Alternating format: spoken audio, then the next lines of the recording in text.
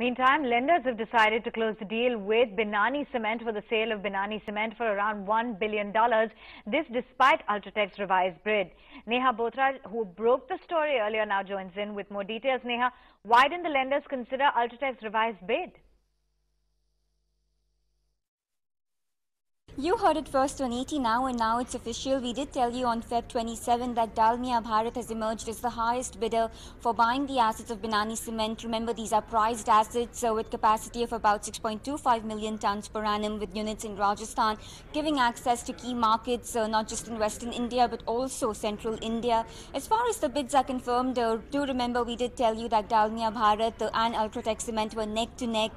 However, in the meeting on Feb 27th, when the Committee of Creditors met, they found Dalmia Bharat's bid to be marginally higher and found it to be a more comfortable option, considering that they anticipated certain CCI hurdles which they might have to overcome should Ultratech Cement be the highest bidder for these assets. In fact, we are also given to understand that Ultratech Cement, following the announcement of Dalmia Bharat as the highest bidder for these assets, had revised its offer by close to 700 odd crore rupees.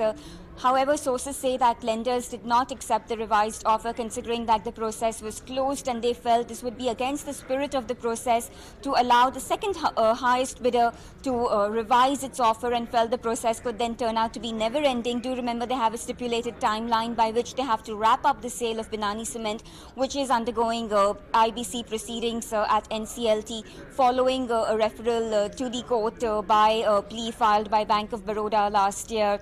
So clearly for Dalmia Bharat, it's emerging to be a very good opportunity. Not just have they bagged the cement units of Murli Industries, but now also Binani Cement is going to be theirs, and this will enable them to improve their market share in key markets of India and improve their standing as far as the pecking order is concerned in the cement space.